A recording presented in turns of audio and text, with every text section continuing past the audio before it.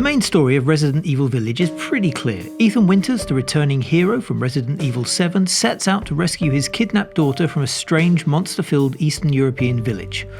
That's the short version at least. Throw in a vampire mummy, castles, werewolves, Chris Redfield apparently turning evil, and you've got most of the key plot points sorted.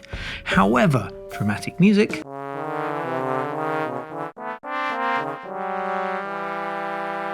There's quite a few interesting details that aren't immediately obvious. Things that you can only really piece together if you've been breaking down all the trailers and info to date, poring over all the footage and screens, and seen behind closed doors gameplay that Capcom's only shown to the press. Which is what I've been doing.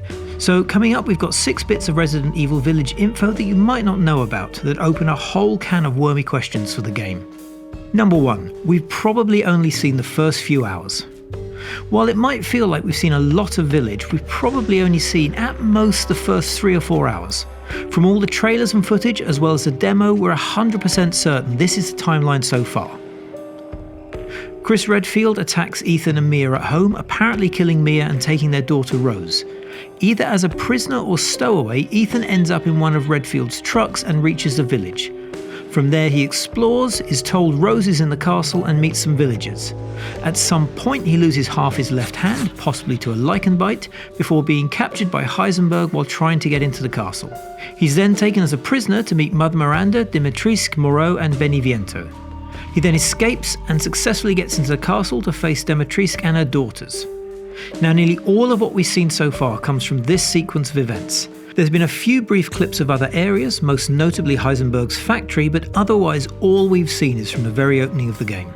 Number 2. The mold bioweapon might be important, but it's not the only thing at play.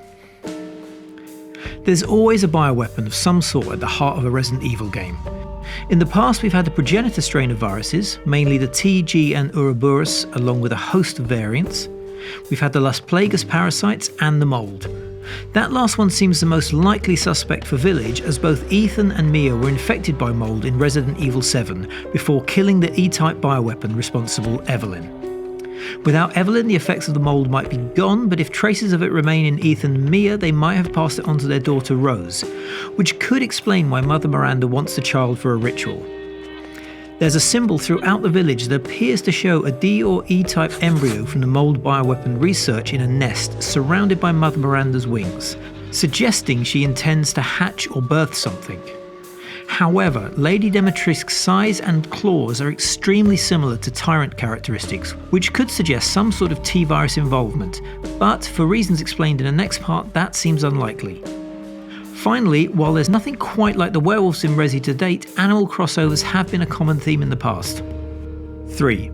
Mother Miranda created Lady Dimitrescu and the others and may predate the T-virus. While Lady Dimitrescu is the breakout star, she's clearly second fiddle to Mother Miranda. She leads the show and rules over Dimitrescu, Heisenberg, Moreau and Beneviento. It also appears that she created them, as you can find a note in Dimitrescu's room that states, "She gave me this castle, obedient daughters, everlasting life." That suggests that Mother Miranda is the source of everything somehow. As shown by an altar in the village, the locals worship this group with Mother Miranda as its leader. A note in the castle dated 1958 that appears in the Maiden demo talks about the mistress and her daughters, suggesting this group has been active since at least then. That's of extra interest when you consider that the Progenitor virus that led to the T-virus outbreaks in the first 2 games wasn't discovered until 1966.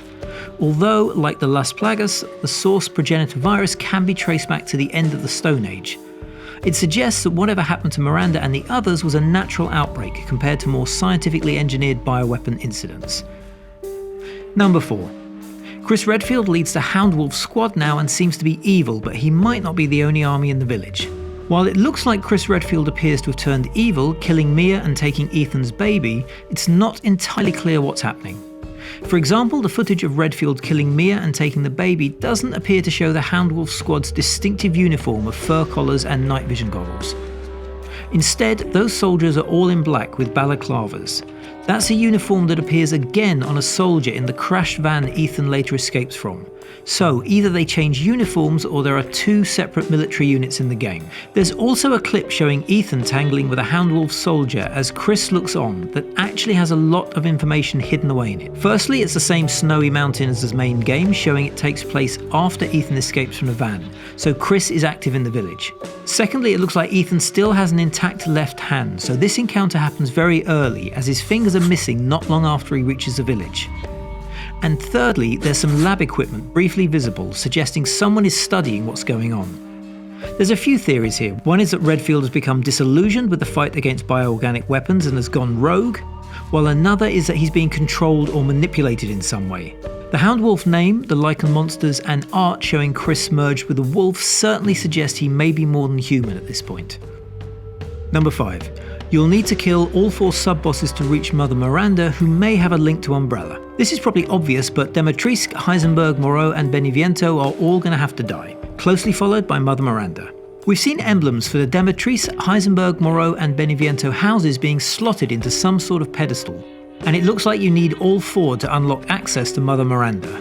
One interesting thing is that the house crests are always linked by what appears to be the Umbrella logo, presumably presenting Mother Miranda at the centre. That doesn't really make any sense at the moment because the Umbrella logo was based on the coat of arms of British aristocrat and Umbrella founder Dr. Oswald E. Spencer, a man with no known Eastern European connections. Currently the only known appearance of Eastern Europe in the Resident Evil universe is the Edonia Republic, which saw the use of the C virus in Resident Evil 6. Number 6. This is probably one of the biggest locations in a Resident Evil game yet. As we mentioned before, we've probably only seen the opening few hours of Resident Evil Village. But we've also got a collector's edition map that shows about 12 named locations. 4 of these appear to be lairs for the main villains: Castle Demetrisk, Heisenberg's factory, Moreau's reservoir and House Beneviento. Then there are other locations scattered around like the sluice gate, the mill, the ceremony site, stronghold and so on. We can get a sense of scale on this by combining the map with the recent demo.